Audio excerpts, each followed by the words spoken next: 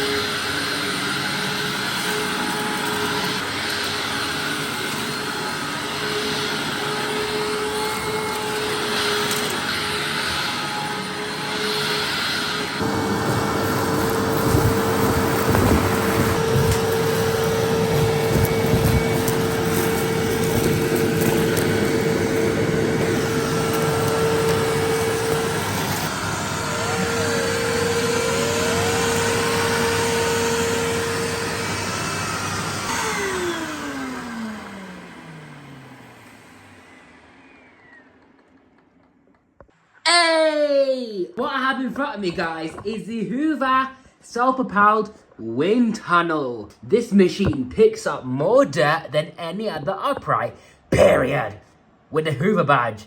Yeah, I love this vacuum. I even like the branding they've done on this. It's pretty cool. I like the color as well. It's like a dark purple, very smart looking, fancy premium Hoover with the patented wind tunnel technology. This machine features the embedded dirt finder, which has a green light to show that the carpets are clean and a red light to show you that the carpets are dirty.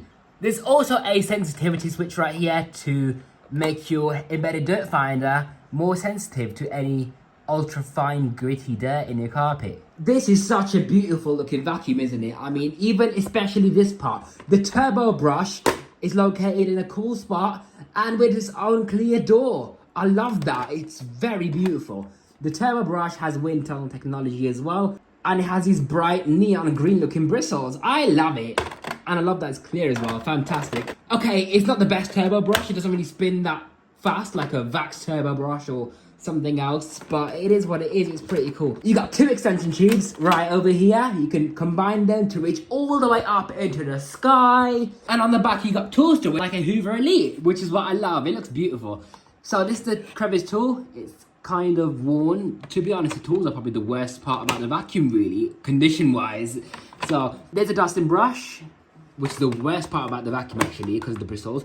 And the stair tool's in pretty good shape, I must admit. It is a decent stair tool, better than Dyson's latest stair tool for sure. This thing is made in Mexico, so that's very cool to know. You know what, I actually did find out how to date these, but I forgot already. So it's either made in May 2009 or September 2005. One of those two at least. This is your hose on board. I like how it's a lot longer than the hose on my blue WindTunnel Supreme Hoover thing. Well, it's a main type, but you know what I mean. It is a lot longer, so you can reach about halfway up the flight of stairs in the average UK home. But this is a US vacuum. It has a 120 volt motor. This was an import. It has its own US plug. So yeah, now this is the self-propelled wind tunnel. This is just as good as a Kirby in my opinion, if not better, because it's so effortless and light to push. This is a heavy, hefty vacuum. I mean, it's not the lightest at all. But when you use it, it feels like you're pushing nothing. Now, this is your power switch, right? Yeah, lovely bright headlight. I love that. And this right here is your self-propel switch. So if you switch it on, right, recline the vacuum, the handle then moves up and down, as you can see. And what that does is there's a wire leading all the way down to the bottom, just like the brake wire on your bike. And this is what happens. So you push it forward, back, forward, back, forward, back. And it spins the height adjustment wheels back and forth.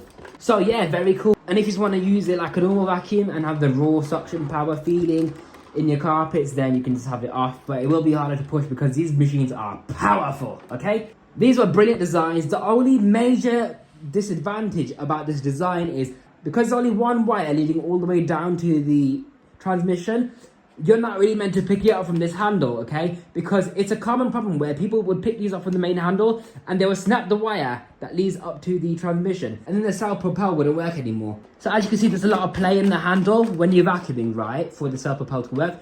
But when you switch it off, it kind of locks it, but it still doesn't eliminate the problem.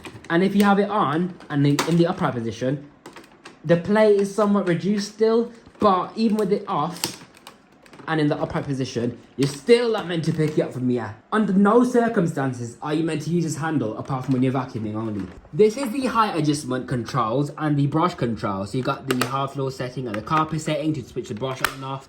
You got 3 carpet height settings, low, medium and thick pile carpets. The clutch in this is fantastic. It's way better than Dyson clutch because you got proper torque for the aggressive brush bar. This thing is a beast on carpets. It's just as good as a Dyson DC17, if not better. That's how good these are, okay? And you know when I was vacuuming, yeah, with this just as a normal daily vacuum, this brush bar turned white with the amount of dust this thing picks up. This was so caked, yeah, it was like that thick full of dust on this entire brush bar. See the cake in there? I forgot to clean it out, but I did wipe the brush bar down. This thing pulls up so much dirt. It's probably the best vacuum I've ever used in my entire life. These wind tunnels are in another league. They're like the Iron Man of vacuums. That's how powerful they are.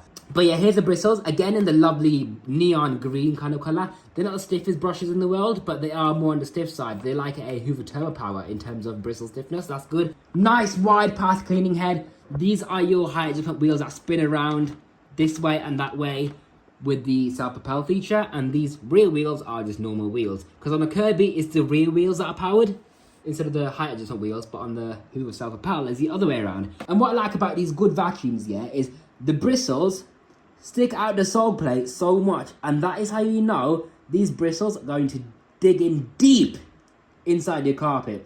Most British upright vacuums do not have this feature. Look how much they stick out the base. That's how you know this thing is designed for thick carpets. And you know what else I like about this? It's got like a mirror thing over here as well for the headlight to be brighter, apparently, I think. Something like that, whatever it's there for.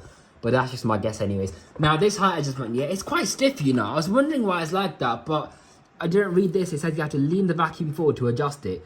And when I do that, it's now effortless. Because otherwise, it's normally stiff. Like, do you know what I mean?